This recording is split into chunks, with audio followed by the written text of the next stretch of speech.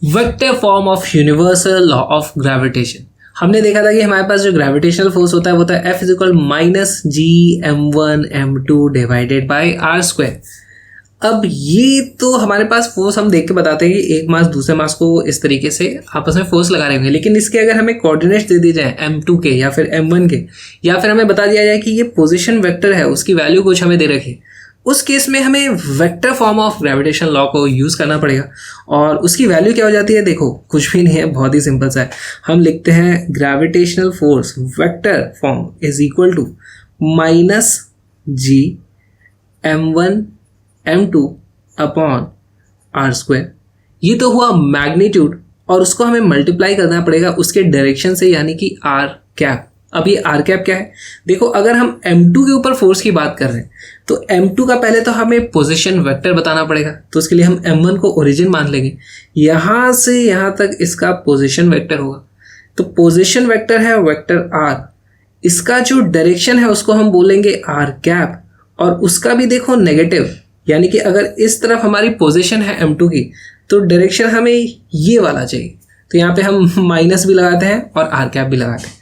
अच्छा, किसी भी वेक्टर का अगर हमें सिर्फ डायरेक्शन निकालना होता है, उसका कैप करना होता है, यूनिट वेक्टर बनाना पड़ता है, तो हम क्या लिख देते हैं, r cap is equal to vector r divided by उसका मैग्नीट्यूड। तो वही चीज़ हम यहाँ पे लिख देंगे और हमारे वेक्टर फॉर्म की जो वैल्यू आ जाती है वो आ जाती है F vector is equal to minus G m1 m2 divided by r का क्यूब, जो भी ये पोजीशन वेक्टर है उसके मैग्नीट्यूड का क्यूब, टाइम्स वेक्टर आर। ये हमारी vector form of gravitational force आ गई। इसका एक क्वेश्चन सॉल्व करते हैं। हमारे पास दो मास है, कैपिटल एम और स्मॉल एम, उन दोनों की वैल्यूज हमें दी हुई है यहाँ पर इस तरीके से, और उनके कोऑर्डिनेट्स भी दिए हुए हैं। कैपिटल एम है 0,0 यानी ओरिजिन पे, स्मॉल एम है हमारा 3,4 पे यानी कि इस जगह पे।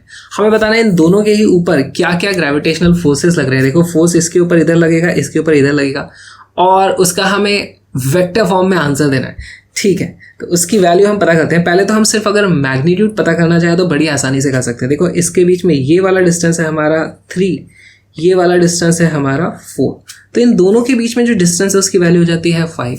हमारे पास अगर हम सिर्फ मैग्नीट्यूड की बात करें तो फोर्स का जो मैग्नीट्यूड होगा वो आएगा जी m1 की वैल्यू कितनी है, g इंटू 25, m2 की वैल्यू है सिर्फ 5 डिवाइडेड बाय आर स्क्वायर की वैल्यू फिर से आ जाएगी यहाँ पर 25, क्योंकि डिस्टेंस है इन दोनों के बीच में 5, और इसकी वैल्यू अगर आप सॉल्व करोगे तो वो आ जाती है 5g न्यूटन।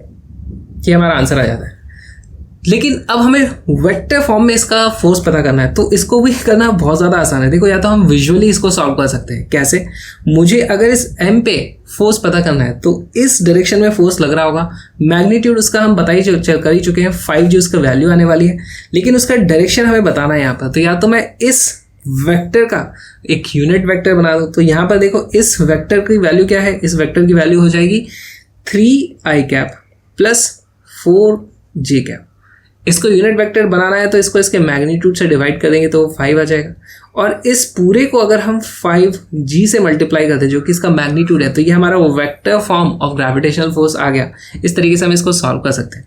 तो ऐसे ही सॉल्व करना है। अगर हम इस स्मॉल m पर ग्रेविटेशनल फोर्स पता करना चाहते हैं वेक्टर फॉर्म में नीचे की तरफ, तो देखो इस m का पोजिशन वेक्टर क्या है, इस m के लिए पोजिशन वेक्टर r, अब मैं लिख रहा हूँ for small mass m, for m position vector is equal to 3i cap plus 4j cap। position vector का magnitude is equal to 5, और हमारे फोर्स की वैल्यू हो जाती है f vector is equal to minus g m1 m2 upon r vector का cube times vector r, which is equal to minus g m1 m2 की value आ जाती है 25 इंटू 5 और डिवाइडेड बाय, नीचे में आ जाएगा हमारे पास 5 का क्यूब, वो हो जाता है 125 टाइम्स, अब इसमें हमें मल्टीप्लाई करना पड़ेगा वेक्टर आर की वैल्यू क्या है 3i cap plus 4j cap. यहाँ हम देखते हैं कि 125 से ये 125 कैंसिल आउट हो जाता है और हमारे वेक्टर फोर्स की वैल्यू आ जाती है, force is equal to minus G 3i cap plus 4j cap, या फिर आप इसको लिख सकते हो minus 3gi cap minus 4gj cap. ये हमारा वेक्टर फॉर्म में ग्रेविटेशनल फोर्स आ गया। बहुत ही सिंपल था। मेरे साथ लाइव फिजिक्स पढ़ोगे तो आ जाओ बॉम्ब फिजिक्स पर, जहाँ पर सारी की सारी लाइव क्लासेस होती है मेरी एब्सोल्युटली फ्री। इस लिंक पर आकर के आप मेरी लाइव क्लासेस को अटेंड कर सकते हो। लाइव क्लासेस होती कहाँ पे है? अनअकैडमी प्लेटफॉर्म पे, जो कि इंडिया का सबसे बढ़िया प्लेटफॉर्म है किसी भी कॉम्पिटेटिव एग्जाम की तैयारी करने के लिए।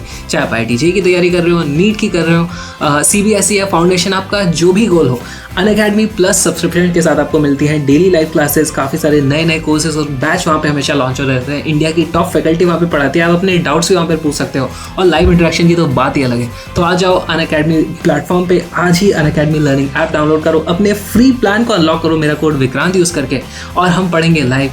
और आप अपनी कॉम्पिटेटिव एग्जाम के प्रिपरेशन को एक लेवल अप करना चाहते हो तो प्लस या आइकॉनिक सब्सक्रिप्शन भी आप ले सकते हो, उसमें भी विक्रांत यूज़ करने से आपको मिलता है डिस्काउंट। तो मिलते हैं प्लस पे लाइव।